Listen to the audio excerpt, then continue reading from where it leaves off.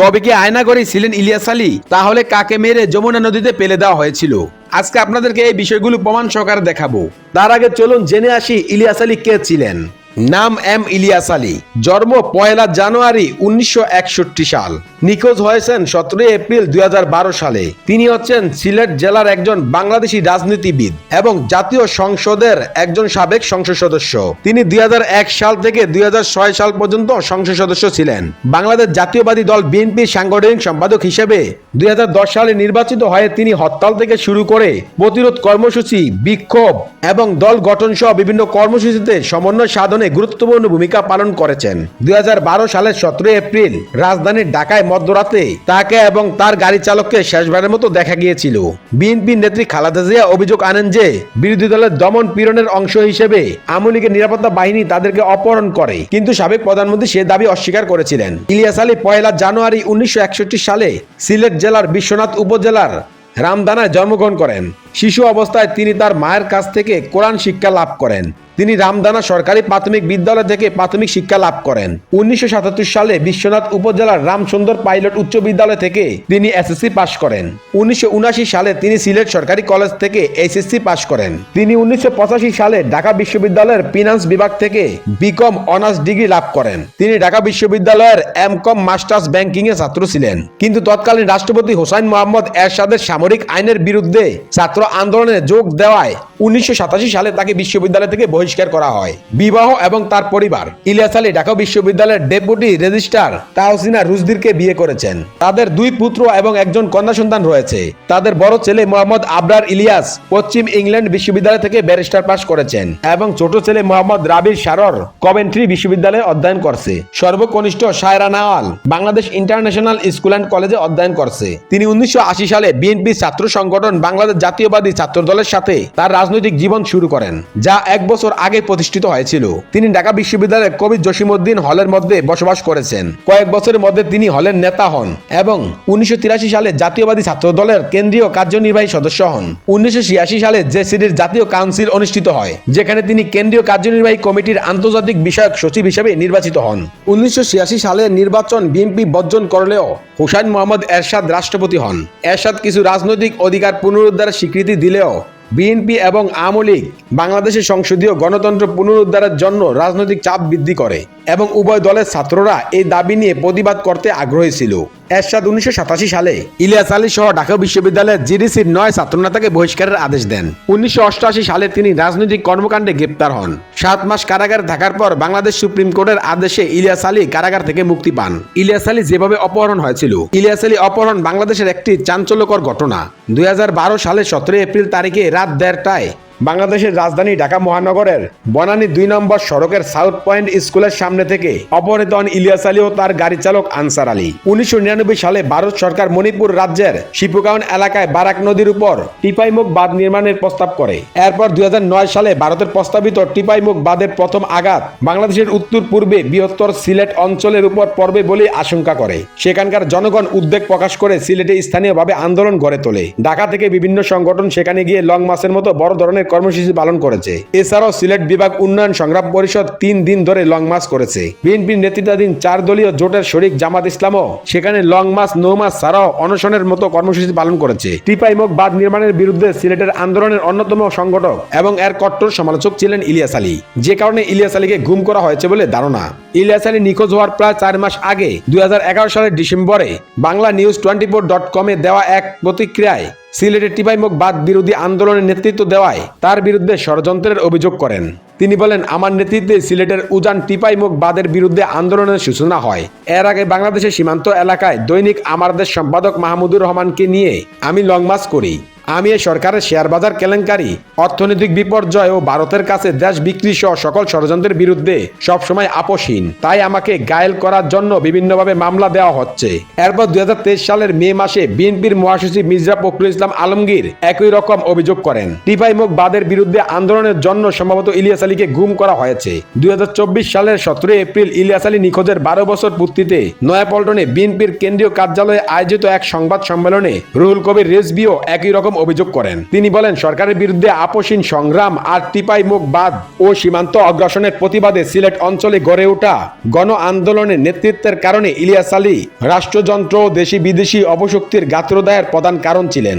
ইলিয়াস আলীর জনপ্রিয়তা ও সাংগঠনিক দক্ষতায় ঈর্ষান্বিত সরকার রাজনৈতিকভাবে মোকাবেলায় ব্যর্থ হয়ে তাকে গুম করে রেখেছে। নেত্রনিজ স্বামীর নিখোঁজের ঘটনা বর্ণনায় ইলিয়াস আলীর স্ত্রী তাহসিনা রুশদি বলেন, উনি বাসায় ফেরার পথে দুইটা সাদা মাইক্রোবাসে আসা কিছু সাদা পোশাকধারী লোক যারা অস্ত্রসজ্জিত ছিল, তারা ওনার গাড়ি গতিরোধ করে ওনাকে এবং ওনার ড্রাইভার আনসার আলীকে জোরপূর্বক তুলে নিয়ে যান। 2012 সালের 17 এপ্রিল সিলেট থেকে ঢাকায় ফিরেন ইলিয়াস আলী। পরে একই দিন সন্ধ্যায় আবার ওই গাড়িতে করেই বাসা থেকে বেরিয়েছিলেন তিনি। ওই দিন রাতে হোটেল শেরাটন সমর্থকদের সঙ্গে সাক্ষাৎ শেষে বাড়ি ফেরার পথে ঢাকার বনানী 2 নম্বর সড়ক থেকে ব্যক্তিগত গাড়ি চালক আনসার আলী সহ রহস্যজনকভাবে নিখোঁজ হন তিনি। বনানী থানার ভারপ্রাপ্ত কর্মকর্তা মামুনুর রশিদ জানান, মধ্যরাতে ঢাকার মহাখালী এলাকা থেকে তারা একটি পরিত্যক্ত গাড়ি উদ্ধার করেন। পরে থানায় এনে কাগজপত্র পরীক্ষা করে তারা দেখতে পান এটি বিএনপির নেতা ইলিয়াস আলীর গাড়ি। ইলিয়াস আলী নিখোঁজের পরদিন 18 এপ্রিল তাকে ফেরত চেয়ে হাইকোর্টে রিট আবেদন করেন তার স্ত্রী তাহসিনা রুশদির লুনা।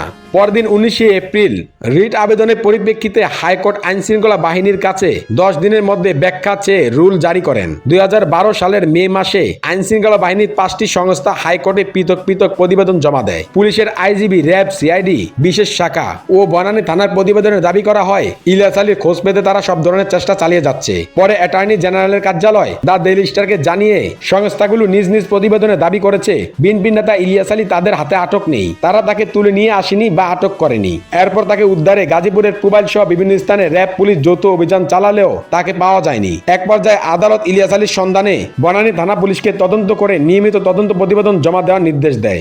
বনানী থানার পরিদর্শক কাজী মাইনুল ইসলাম জানায়, 2013 সালের 17 অনুযায়ী তারা 25টি প্রতিবেদন জমা দিয়েছেন। ইলিয়াস আলী নিখোঁজের খবরটি ছড়িয়ে পড়ার পর তার নিজ জেলা সিলেট সহ উত্তপ্ত হয়ে ওঠে সারা দেশ। 18 এপ্রিল থেকে সারা দেশে 5 দিন এবং সিলেটে 6 দিন হরতাল পালিত হয়। সিলেটে গঠন করা হয় ইলিয়াস আলী মুক্তি সংগ্রাম পরিষদ নামের একটি রাজনৈতিক সংগঠন। সারা দেশে ছড়িয়ে পড়ে সহিংসতা। ইলিয়াস আলীর জন্মস্থান বিশ্বনাথে ইলিয়াস আলীকে খুঁজে বের করার দাবিতে আন্দোলন করতে গিয়ে পুলিশ, আওয়ামী লীগ ও বিএনপি জনতা ত্রিমুখী লড়াইয়ে গুলিবিদ্ধ হয়ে মারা যান যুবদলের নেতা মোনার হোসেন, ছাত্রদলের নেতা সেলিম আহমেদ ও রিকশা চালক বিএনপি সমর্থক জাকির হোসেন। 18 এপ্রিল সিলেটের বিশ্বনাথে পুলিশ ও বিক্ষোভকারীদের সংঘর্ষে পুলিশ সহ 20 জনেরও বেশি আহত হন এবং বেশ কিছু লোককে গ্রেপ্তার করা হয়। 23 এপ্রিল বিশ্বনাথ উপজেলা পরিষদে সংঘর্ষ ও ভাঙচুর করেন আন্দোলনকারীরা।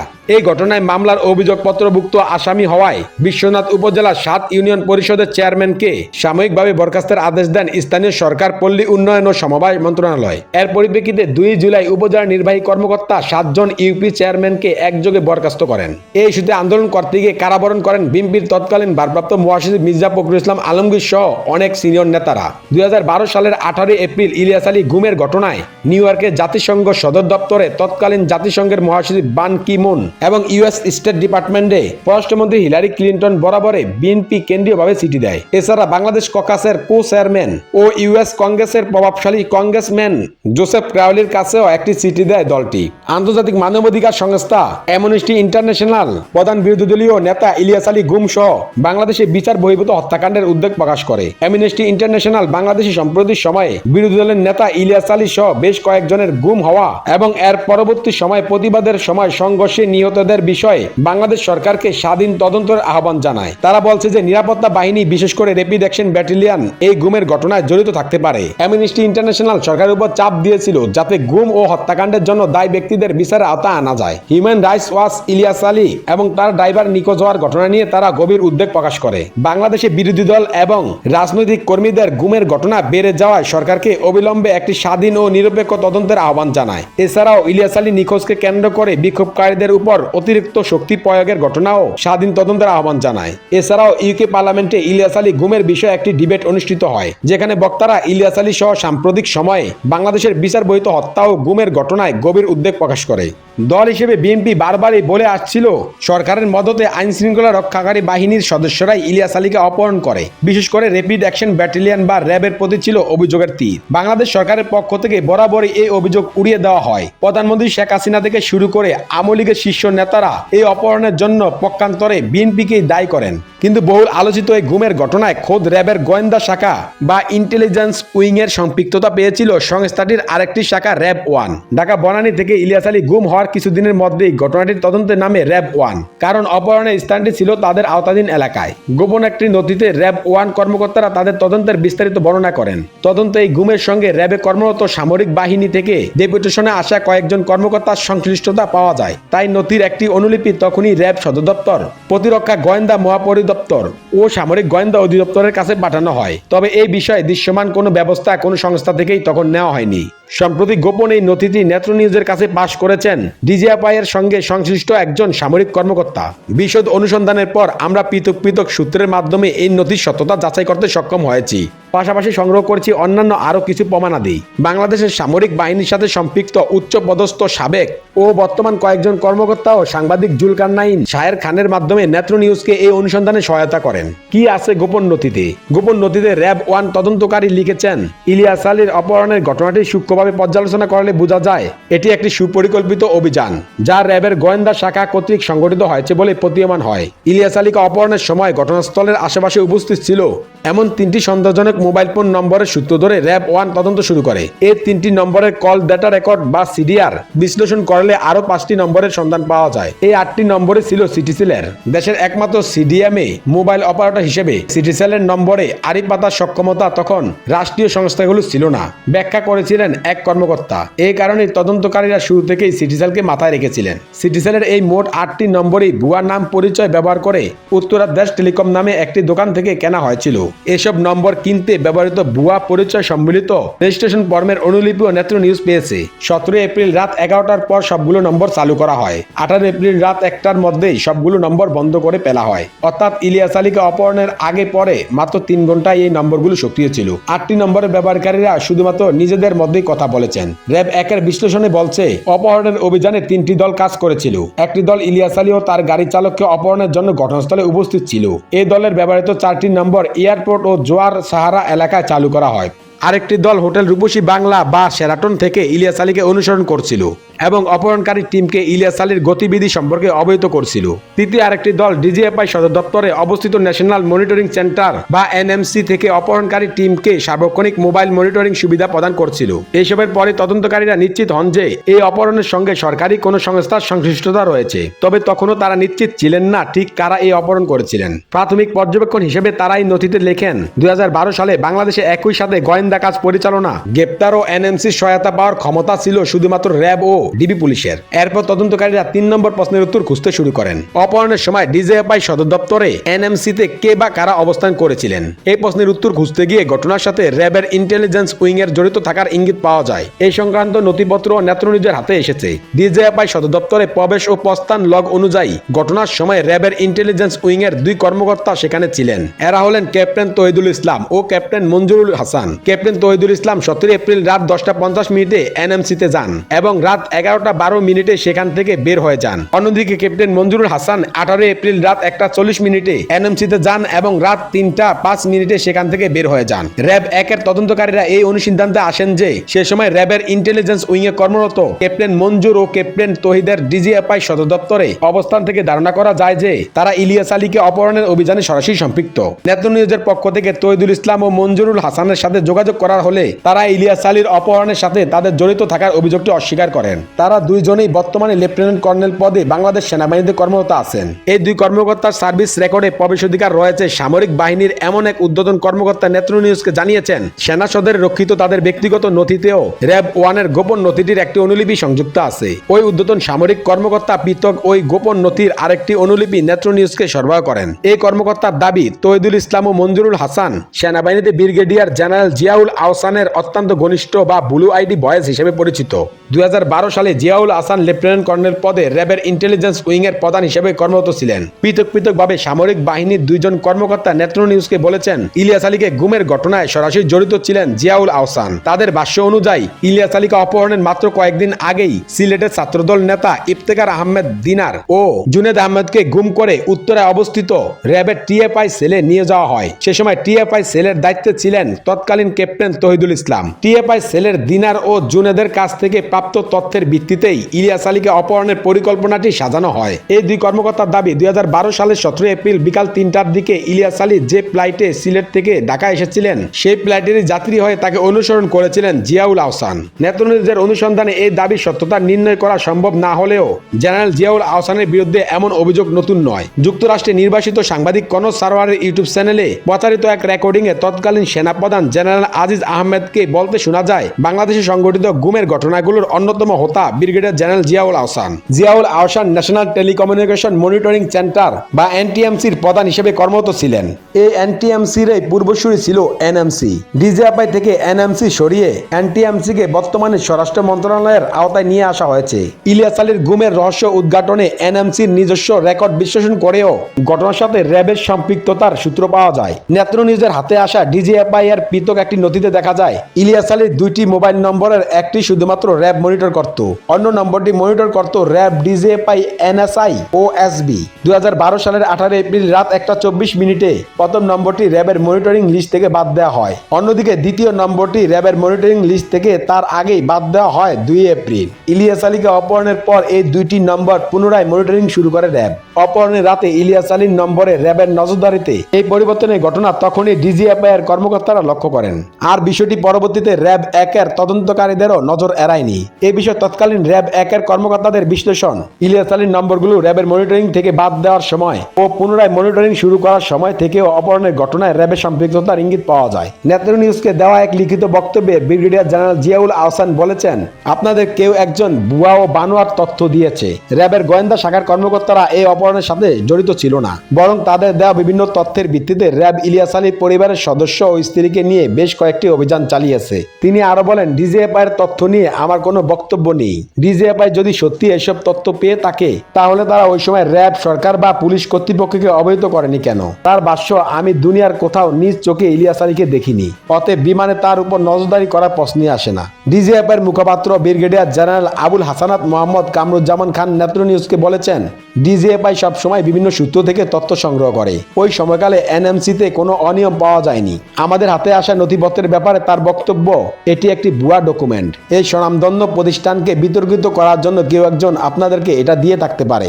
এই প্রতিবেদনে উত্থাপিত অভিযোগগুলোর বিষয়ে র্যাবের বক্তব্য চেয়ে বাহিনীটির মুখপাত্র কমান্ডার খন্দকার আল মঈনের সাথে যোগাযোগ করা হলেও তিনি কোনো বক্তব্য দেননি। র্যাব 1 এর যে 3 জন কর্মকর্তা ইলিয়াস আলী অপহরণের ঘটনাটি তদন্ত করে গোপন নথিটি প্রস্তুত করেছিলেন, আমরা তাদের চিহ্নিত করতে সক্ষম হলেও তাদের সাথে যোগাযোগ করার চেষ্টা সফল হয়নি। আইনি কারণে আমরা এই প্রতিবেদনে তাদের নাম উল্লেখ করছি না। বাংলাদেশে বলপূর্বক গুমের ঘটনাগুলোর সঙ্গে বিভিন্ন রাষ্ট্রীয় বাহিনী ও নিরাপত্তা সংস্থাগুলোর জড়িত থাকার অভিযোগটি নতুন নয়। আর এক্ষেত্রে র্যাপিড অ্যাকশন ব্যাটালিয়ন বা র্যাবের নাম বিশেষভাবে উল্লেখযোগ্য। বিষয়টি বাংলাদেশের বাইরে গণমাধ্যমেও আলোচিত হয়েছে। যেমন 2017 সালে সুইডিশ রেডিওতে প্রচারিত এক রেকর্ডিংয়ে র্যাব কিভাবে গুম করে তার বর্ণনা দিয়েছিলেন বাহিনীটির একজন উচ্চপদস্থ কর্মকর্তা। গোপনে ধারণ করা রেকর্ডিংয়ে তিনি বলেছিলেন, গুমের 3টি পার্ট, একটা হচ্ছে আসামি ধরা, একটা হচ্ছে গুমের সময় মুভমেন্ট করার জায়গা, ওকে মারার, থার্ড হচ্ছে লাশ ডিসপোজ করা। ইলিয়াস আলীর গুমের ঘটনাটি নিয়ে বাংলাদেশ সরকারের সাথে বেশ কয়েকবার আলোচনা করেছেন হিউম্যান রাইটস ওয়াচের দক্ষিণ এশিয়ার পরিচালক মীনাক্ষী গাঙ্গুলি। তিনি বলেছেন, ইলিয়াস আলী ও তার গাড়ির চালক আনসার আলীর পরিবার এখনো তাদের স্বজনদের অপেক্ষায় আছে। বাংলাদেশে গুমের ঘটনাগুলো নিয়ে মানবাধিকার সংস্থা হিউম্যান রাইটস ওয়াচের একটি সাম্প্রতিক প্রতিবেদনে যে 86 জন ভিকটিমের বিস্তারিত বর্ণনা করা হয়েছে, তাদের মধ্যে 36 জনই র্যাবের হাতে গুম হয়েছিল বলে অভিযোগ আছে। এই 86 জনের একজন বিএনপির সাংগঠনিক সম্পাদক ও সাবেক সংসদ সদস্য ইলিয়াস আলী। 2012 সালে যার গুমের ঘটনা দেশ জুড়ে তোলপাড় সৃষ্টি করে। ডিজিএফআই এর নথিপত্র এবং র্যাব 1 এর তদন্ত প্রতিবেদন থেকে ইলিয়াস আলীকে কে বা কারা কিভাবে অপহরণ করেছে তার উত্তর মিললেও অপহরণের পর ওই বিএনপির নেতার ভাগ্যে কি ঘটেছিল সেই প্রশ্নের কোনো উত্তর নেই। তিনি আদৌ বেঁচে আছেন কিনা সেই বিষয়ে কোনো দালিলিক প্রমাণ আমরা পাইনি। তবে ছাত্রদল নেতা জুনায়েদ ও দিনার কেমন আছেন, কোথায় আছেন তারও কোনো স্পষ্ট উত্তর মেলেনি। গুম ও বিচার বহির্ভূত হত্যাকাণ্ডে সম্পৃক্ত থাকার অভিযোগে সম্প্রতি র্যাব এবং সংস্থাটির সাবেক ও বর্তমান কর্মকর্তাদের বিরুদ্ধে নজিরবিহীন নিষেধাজ্ঞা আরোপ করেছে যুক্তরাষ্ট্র সরকার। এখন চলুন জেনে আসি ইলিয়াস আলীর গাড়ি চালক আনসার আলীর বিষয়ে কি তথ্য পাওয়া গেছে সেই বিষয়টি। চলে গেলেন সেই ইলিয়াস আলীর গাড়ি চালক আনসার আলীর মা। বিএনপি নেতা ইলিয়াস আলীর সাথে তার গাড়ি চালক আনসার আলী নিখোঁজ হন 2012 সালের 17 এপ্রিলে। নিখোঁজের পর থেকেই আনসারের সন্ধানে দিনরাত এক করেছে তার পরিবার। নিখোঁজ আনসারের সন্ধানে প্রধানমন্ত্রীর হস্তক্ষেপ চেয়েছিলেন তার পরিবার। এতদিন নিখোঁজ ছেলের ফেরার অপেক্ষায় পথ চেয়েছিলেন তার মা। বিশ্বাস ছিল একদিন ফিরে আসবে তার ছেলে। তবে নিখোঁজ ছেলের ফেরার অপেক্ষা থেকেই না ফেরার দেশে চলে গেলেন ইলিয়াস আলীর গাড়ি চালক আনসার আলীর মা নূরজাহান বেগম। বার্ধক্যজনিত কারণে তিনি মারা যান। পরিবার সূত্রে এমনটি জানা গেছে। স্থানীয় একটি কবরস্থানে তার দাফন সম্পন্ন হয়। আনসার আলী সিলেটের বিশ্বনাথের খাজানসি ইউনিয়নের গমরাগুল গ্রামের মৃত ইউসুফ আলীর পুত্র। 2 ভাই ও 2 বোনের মধ্যে আনসার ছিলেন দ্বিতীয়। আনসার আলী নিখোঁজ বিএনপির কেন্দ্রীয় সাংগঠনিক সম্পাদক এম ইলিয়াস আলীর গাড়ির চালক ছিলেন। মাত্র 7,000 টাকা বেতনে চাকরি করতেন তিনি। 2012 সালের 17 এপ্রিল রাতে রাজধানীর বনানী থেকে এম ইলিয়াস আলী নিখোঁজ হন। গাড়িটি বনানী থেকে উদ্ধার হলেও ঘটনার পর থেকে ইলিয়াস আলীর সঙ্গে আনসার আলীও নিখোঁজ রয়েছেন। জানা যায় 20 বছর ধরে ঢাকায় ইলিয়াস আলীর বাসাতেই আনসার আলী বসবাস করে আসছিলেন। সুযোগ পেলেই ছুটে আসতেন গ্রামের বাড়িতে। আনসার আলী বাড়িতে আসলে ছোট মেয়ে চাঁদনিকে নিয়ে সময় কাটাতেন। ইলিয়াস আলীর সঙ্গে আনসার আলীর পরিবারের আত্মীয়তার সম্পর্ক ছিল। তিনি ছিলেন ইলিয়াসের খুব বিশ্বস্ত। আনসারের উপার্জিত অর্থ দিয়ে চলত তাদের সংসার।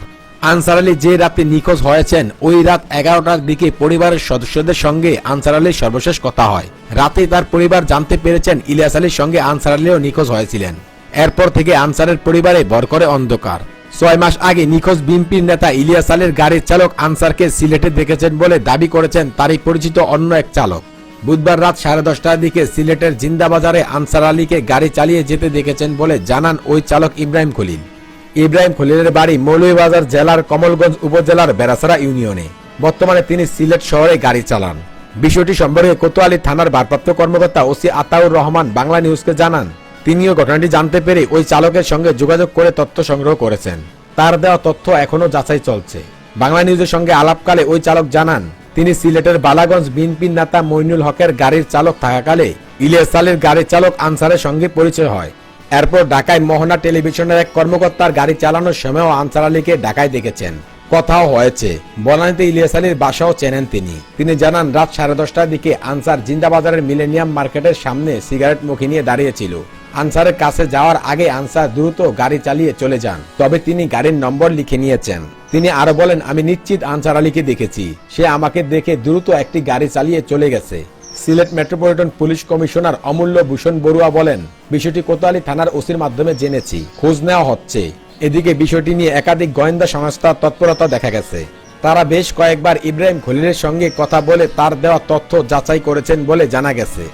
ইতিমধ্যে ইলিয়াস আলী সম্পর্কে যুগান্তর পত্রিকা একটি নিউজ করেছে। ছাত্র জনতার অভ্যুত্থানে গত 5ই আগস্ট দেশ ছেড়ে পালিয়ে যান শেখ হাসিনা। এরপরে আয়নাগর নামক বন্দিশালা থেকে গত 15 বছরে আটক অনেকেই সাড়া পান। ওই সময় সামাজিক যোগাযোগ মাধ্যম ফেসবুকে রটে আয়নাগরে পাওয়া গেছে বিএনপির তৎকালীন সাংগঠনিক সম্পাদক এম ইলিয়াস আলীকে। পরে অবশ্য জানা যায় ইলিয়াস আলীকে গুমের পর পৃথিবী থেকে সরিয়ে দেওয়া হয়েছে। সিলেট অঞ্চলে বিএনপির প্রভাবশালী নেতা এম ইলিয়াস আলীকে গুম করার পর হত্যা করে মেজর জেনারেল জিয়াউল আহসানের নেতৃত্বে একটি কিলিং স্কোয়াড। হত্যার পর খুনিচক্র ইলিয়াস আলীর লাশ যমুনা নদীতে ফেলে দেয়। এই চাঞ্চল্যকর গুম হত্যার নির্দেশদাতা ছিলেন খোদ তৎকালীন প্রধানমন্ত্রী শেখ হাসিনা। আন্তর্জাতিক অপরাধ ট্রাইব্যুনালে 166 ধারায় দেওয়া স্বীকারোক্তিতে র্যাব সদস্য সার্জেন্ট তাহিরুল ইসলাম ইলিয়াস আলীকে অপহরণের পর লোমহর্ষক হত্যাকাণ্ডের বর্ণনা দিয়ে চাঞ্চল্যকর এসব তথ্য দেন।